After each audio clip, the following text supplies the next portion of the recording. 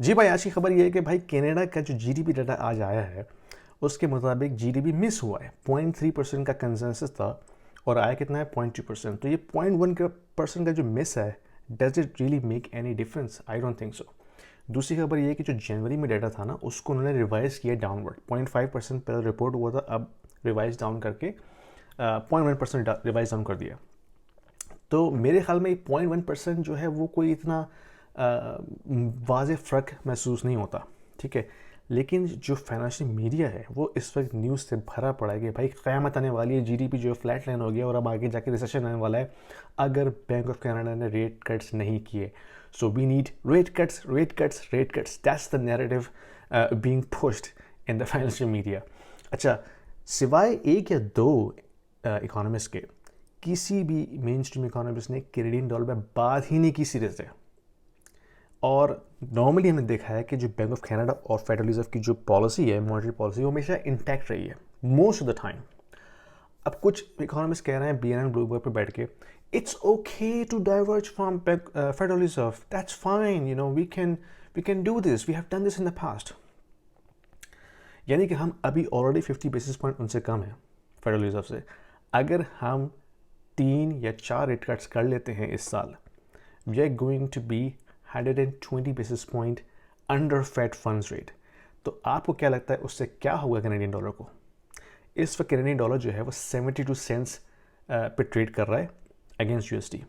अगर ये rate cuts कर लेते हैं यानी कि फेडरल रिजर्व से पहले, तो ये जो 72 सेंट्स पे इस वक्त ट्रेड कर रहा है ना कैनेडियन डॉलर, वो गिर के 50 सेंट्स पे आ जाएगा।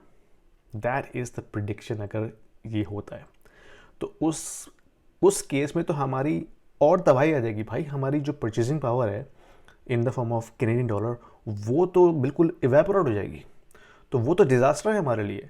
तो समझ नहीं आ रहा मुझे कि ये जो मेन स्ट्रीम इकोनॉमिस्ट है वो क्यों इतना पुश कर रहे हैं, वाई? दो पॉसिबिलिटीज़ हैं, या तो वो अहमक है, उनको पता नहीं है, जो कि मुश्किल है तसव्वुर करना, क्योंकि अगर वो मेन स्ट्रीम इकोनॉमिस्ट बैठे हैं तो कुछ तो पढ़ के आए होंगे भाई।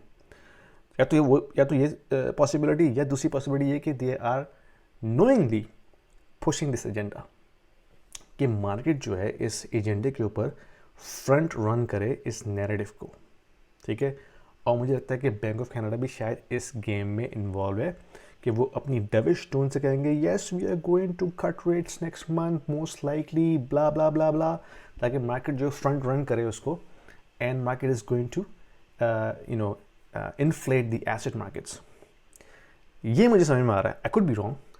लेकिन अदरवाइज अगर रेट कट्स उन्होंने पहले कर दिए ना फेडरल रिजर्व से पहले, then it is going to be a disaster for Canadians. We don't want that, I am telling you, we don't want that. क्योंकि लोगों को मॉर्गेज की पड़ी है, लेकिन लोगों को लॉन्ग टर्म इकॉनमी का अंदाज़ा नहीं हो रहा कि अगर रेट कट्स कर दिए उन्होंने अभी before Federal Reserve, this is going to be a disaster for Canadian dollar and Canadian economy in the long run. अभी कुछ हमें कड़वी दवा पीनी पड़ेगी, क्योंकि इकॉनमी जो है वो एक साइकिल होती है उसकी हीलिंग की भी। रिसेशन जो है वो इकॉनमी की हीलिंग साइकिल है। This is a necessary evil we have to deal with. अगर हम इसको प्री मैच्योरली जो है वो शॉर्ट सर्किट करना शुरू कर देंगे, then it is going to be a disaster in the long run. Anyway, just my thoughts. आप बताइएगा आपको क्या लगता है क्या होने वाला है, कमेंट्स में डाल के बताइए। पसंद आई वीडियो शेयर कीजिए, लाइक कीजिएगा और सब्सक्राइब जरूर कीजिएगा।